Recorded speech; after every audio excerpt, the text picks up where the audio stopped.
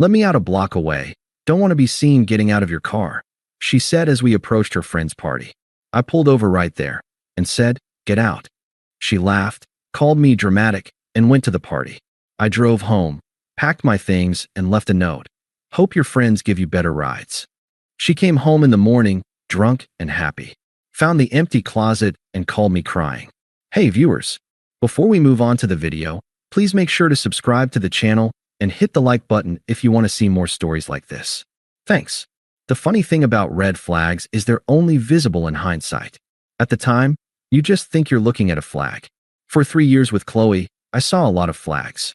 I polished the poles, admired the fabric, told myself the colors were vibrant.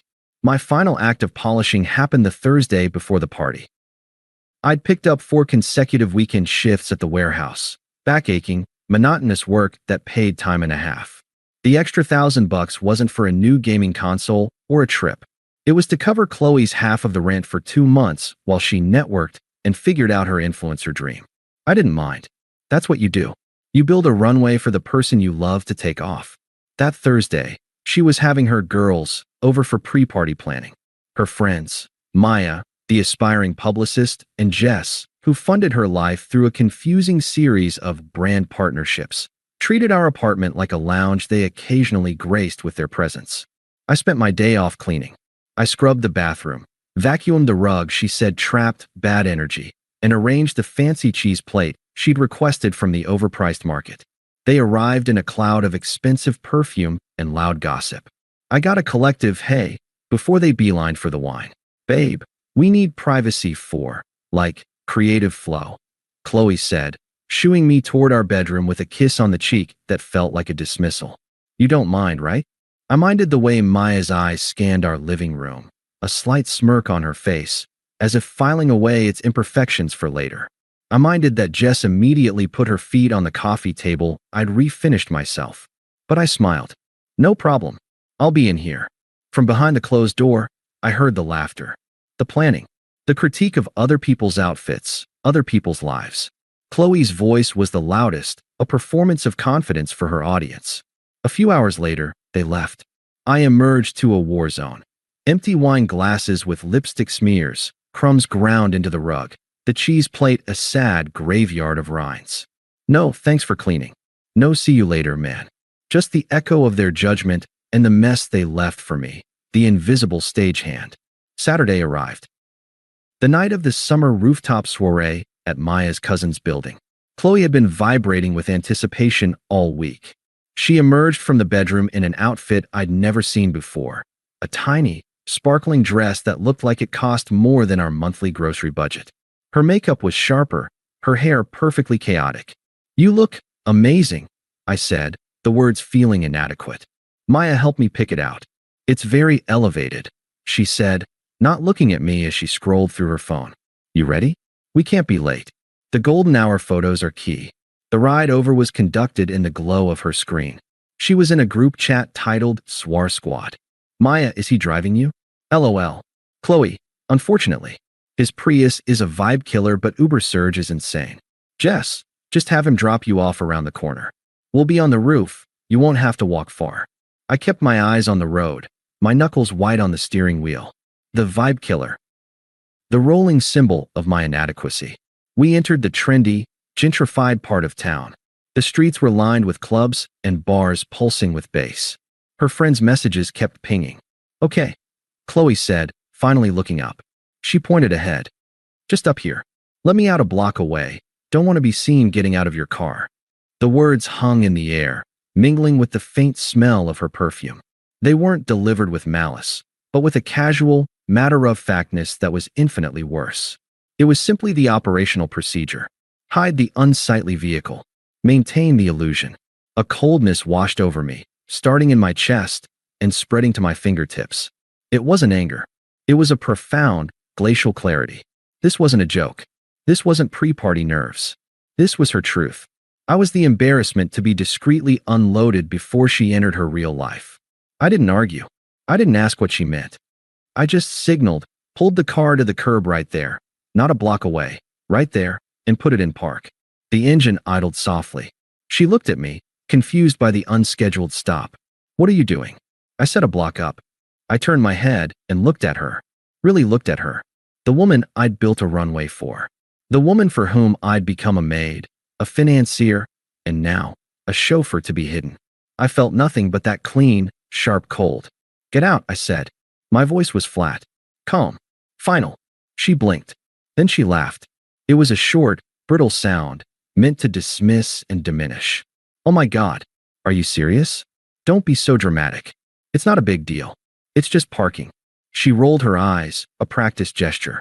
I'll get an Uber home later. Don't wait up. She popped the door handle, slid out, and slammed the door without a backward glance. I watched her in the rearview mirror, the sparkling dress catching the streetlights as she hurried down the sidewalk, pulling out her phone to announce her imminent, unencumbered arrival to the squad.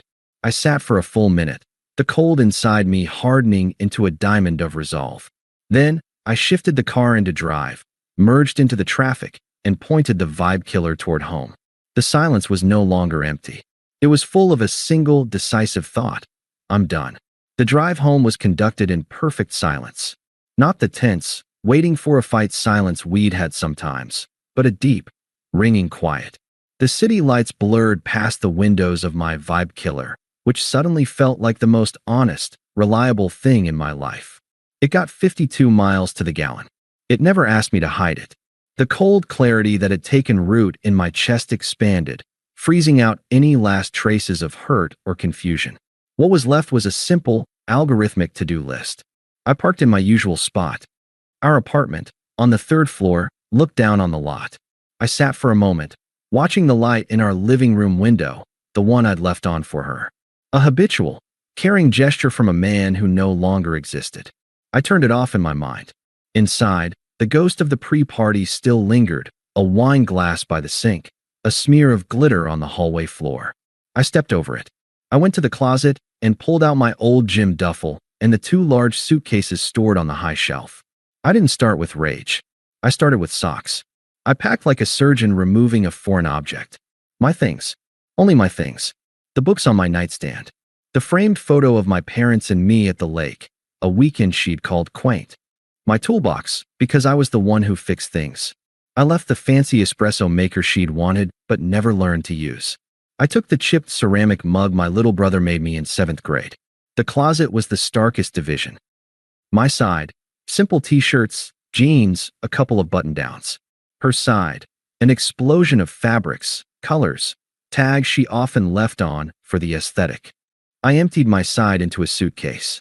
The empty rod on my half looked like a missing tooth. I left every hanger. I didn't throw her things. I didn't write an angry screed. The emotion had been burned away, leaving only purpose. In the bathroom, I scooped my razor, my deodorant, the cheap shampoo I liked, into a bag. I left the basket overflowing with her serums, masks, and exfoliants. The apartment began to echo. The final item was the note. I stood at the kitchen counter, the same spot where I'd packed her cheese plate. A single sheet of printer paper. A pen. What do you say to someone who found you an embarrassment? You state the consequence, not the pain. I wrote 5 words. They weren't clever or particularly cutting. They were just the factual, logistical follow-up to her request. Hope your friends give you better rides. I didn't sign it. My name would have been a concession, a connection. I placed it squarely on the kitchen island, where she'd see it when she came in for water. I did one last walkthrough. The living room, where I'd listened to her laugh behind a closed door. The bedroom, now half empty. It didn't feel like leaving home. It felt like exiting a museum exhibit about a life I'd mistakenly thought was mine. I loaded the Prius. It sat lower on its suspension. The vibe killer was now the freedom vehicle. I took my key off the ring, leaving only my car key. I locked the door from the inside, pulled it shut, and slid my key under the doormat. A part of me, the old part, whispered that this was extreme, that we should talk. I silenced it. She'd been clear. The block-away drop-off was the talk. This was the answer. I drove to a 24-hour diner on the other side of the city. I ordered a coffee I didn't drink and found a furnished sublet online from a guy on a 6-month work assignment. It was overpriced and bland, but it was available immediately and required no lease. I sent a deposit from the rent help fund I'd created for her. The irony was crisp and satisfying. By 3 a.m., I was in a beige box of an apartment with my suitcases lined against the wall. I put my chipped mug on the counter.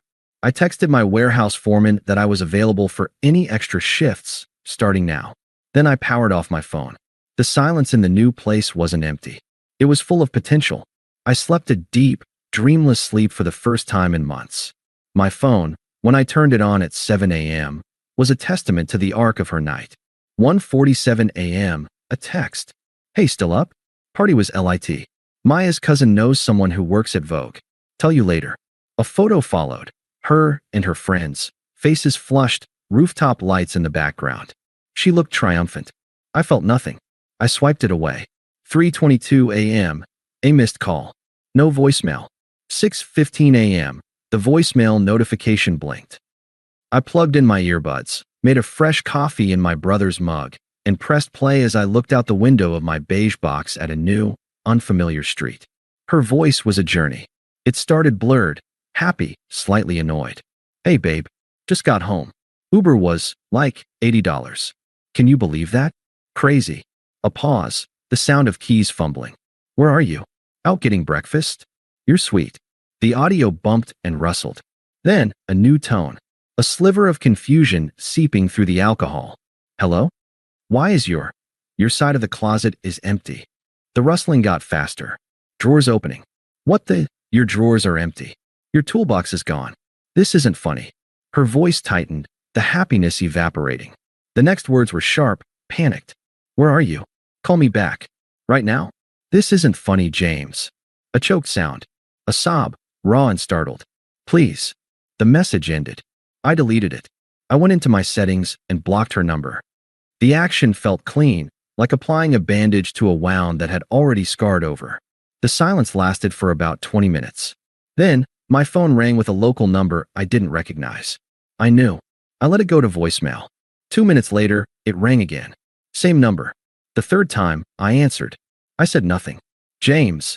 Finally, her voice was a ragged wire, stripped of its usual performative cool. What the hell is going on? Where are you? I'm standing in the middle of the apartment, and all your stuff is gone. I'm gone, I said, my voice flat. The note explained it. The note? That stupid, petty note? Hope your friends give you better rides. Are you kidding me? Because of last night? You're overreacting. I was just joking around. You weren't joking. I kept my tone even, factual. You were ashamed of my car. And by extension, of me. You stated a preference. I'm respecting it. It was a joke, she screamed, the sound cracking. I could hear her pacing. God, you're so sensitive. You know how Maya and Jess are. I was just playing along. You weren't playing along in the group chat? I said calmly. I hadn't seen it, but I knew. The logic was inevitable. You were leading the charge. The vibe killer, right? A dead silence on her end. I'd guessed correctly. The confirmation was colder than any anger. So that's it, she whispered, her voice crumbling. 3 years, and you just run away in the night over a stupid comment? You're a coward. A real man would have talked to me. The insult bounced off the glacial front inside me. A real man doesn't beg for basic respect from his girlfriend, Qley. He just stops providing it when it's clear it's not reciprocated. Get an Uber from your friends next time. Don't call this number again. I ended the call. I blocked that number too. I sat back, sipped my coffee, and opened a job search website on my laptop. The din of her unraveling was a distant sound, like traffic from another street. It had nothing to do with me anymore. My runway was clear, and for the first time, it was pointed toward a horizon of my own choosing. The blocks created a dam, and the desperation built up behind it, finding cracks in other surfaces. It started with emails. The first, 2 days after the final call, was titled, I'm sorry. James, I've read your note 100 times. It's not funny anymore. I get it. I was awful.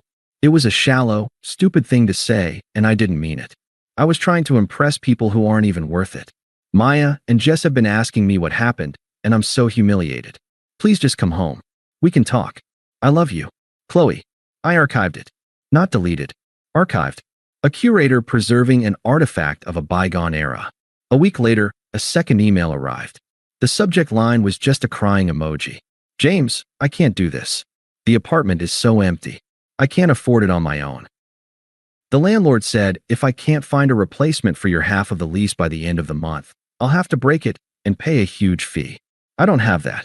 My friends said I can crash for a few days, but it's awkward. Maya's cousin made a joke about ditching the chauffeur. It's not fair. You're really going to make me lose our home over one comment? After 3 years? This is cruel. Please call me. Qley. The shift was clear, from apology to accusation. My response, or lack thereof, was now the source of her problems. I archived this one too. The social media attempt was more creative. A follow request on Instagram from an account named Sunset Serenity 22 with a blurry picture of a beach. I declined and blocked it. An hour later, a DM slipped through from a different account. This one blank. Running away is what cowards do. A real man would have stayed and fought for us. I didn't even bother reading the whole thing before blocking. The true measure of her downfall came through the final voicemail, left on a Saturday morning from yet another new number. I saved this one. It was a masterpiece of unraveling. Her voice was stripped raw, husky from crying. The performance was completely gone. They're not my friends. A shaky breath. Maya said I'm bad energy now, that I'm bringing down the vibe because I'm sad all the time. Jess asked me to pay her back for the Uber that night and for the drinks, said I was acting like a charity case. A wet, ragged sob. They were never my real friends. You were. You were the only real thing I had. And I was such an idiot. I traded you for glitter and roof access. There was a long pause. I could hear traffic in the background. She wasn't at home. I tried to see someone else. To move on. This guy from the party. He seemed so cool. He used me for a night and ghosted me. Told his friends I was clingy. Her voice dropped to a whisper, utterly broken. I'm living out of a suitcase at my sister's. She's mad at me too. I have no money. I have no one. I see your empty closet in my head every night. Please. I'll do anything. I'll sell the dress. I'll never see them again. I'll get a normal job. Just please. I'm so alone. I don't know who I am without you. The message clicked off. I listened to it once. I felt no pity. No schadenfreude. Just a distant, clinical recognition that every consequence she described was a direct, logical outcome of her own choices. She'd chosen a facade over substance, and now she was left holding the empty, glittery mask. I didn't archive it. I hit delete. The sound of her destruction was not a record I needed to keep. 6 months is a long time in a life you're actually building. The beige sublet was gone. I'd moved into a clean, modern one-bedroom with a view of the river, paid for by the promotion to shift supervisor I'd gotten at the warehouse. The extra hustle had turned into respect, then opportunity. My Prius was still in the lot, freshly washed. I'd saved enough for a down payment on a small, tidy house. I was closing next month. The invitation to my cousin Danny's wedding was a surprise. We'd been close as kids, but drifted apart during the Qley years. She'd found family events boring. I bought a new suit, a charcoal gray one that fit me properly. The wedding was at a botanical garden. It was full of genuine laughter and warm light, a world away from rooftop soirees. I was at the bar, waiting for a gin and tonic, feeling a quiet, settled happiness. I'd been talking with Danny's friends, people who asked about my job and listened to the answers. That's when I saw her. She was at the edge of the reception, near the restrooms, looking washed out and uncertain in a dress that was trying too hard. She was with Maya, who was scanning the crowd with a predatory focus. They must have been guests of a guest, plus ones clinging to the periphery. Qley's eyes swept the room and locked onto me. I saw the journey on her face. Shock first, then a flicker of the old, practiced hope, the look she'd use when she wanted something. It melted into a stunned realization as she took in the suit, my posture, the easy way I was standing alone at the bar, completely at peace. Finally, a raw, naked devastation. She whispered something to Maya, who glanced at me, smirked, and promptly walked away, leaving Qley alone. She hovered for 10 minutes, gathering courage. I collected my drink and found a quiet spot near a bubbling stone fountain. She approached like someone walking onto thin ice. Hi, James. I turned. Qley. Hello. My voice was the same as when I'd greeted the caterer earlier, polite, detached. You look really good. She was wringing her hands, a nervous habit she'd never had before. Thank you. It's a nice wedding. A painful silence. The sounds of joy from the dance floor mocked it. I got your note, she said, as if it had just arrived. I know. I'm in therapy now, she blurted out. Her eyes were wide, pleading. What I did, what I said, it was awful. I'm dealing with a lot of my own insecurities. That person who wanted you to drop her off a block away, that wasn't the real me. I took a slow sip of my drink, the ice clinking. I looked at her, not through her, for the first time since that night. I saw the fragility, the regret, the exhausting effort to rebuild a shattered self-image. And I felt absolutely nothing. I know. I said again, my tone final. The real you is the one who made the choice. The insecure one, the performing one, the cruel one, they're all you. I just only had to deal with one of them. I prefer the clarity. She flinched as if slapped. The tears started, but they were no longer weapons that could reach me. Can we ever just have coffee? Talk. I need closure. This is killing me. At that moment, Lisa, a woman I'd been seeing for a few months, found me.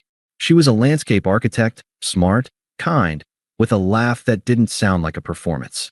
She slipped her hand into mine, her touch warm and sure. There you are. They're about to do the bouquet toss. It's a whole thing.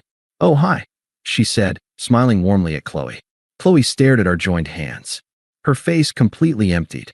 It was the final, silent confirmation of a world that had moved on without her. I looked from Lisa's smiling face back to Qley's shattered one. I gave Lisa's hand a gentle squeeze. There's nothing to close, Qley, I said, my voice quiet but absolute in its certainty. My life is full. I genuinely hope you find peace, but you'll need to find it somewhere else. I turned to Lisa, my entire focus shifting. A bouquet toss? Lead the way. We walked back toward the lights and the music. I didn't look back. I knew she was still standing by the fountain, a statue of her own regrets. But her shadow no longer fell on my path. The road ahead was clear, bright, and entirely my own. Thanks for watching. Make sure to subscribe to the channel and hit the like button. What do you think about this story? Share it in the comments.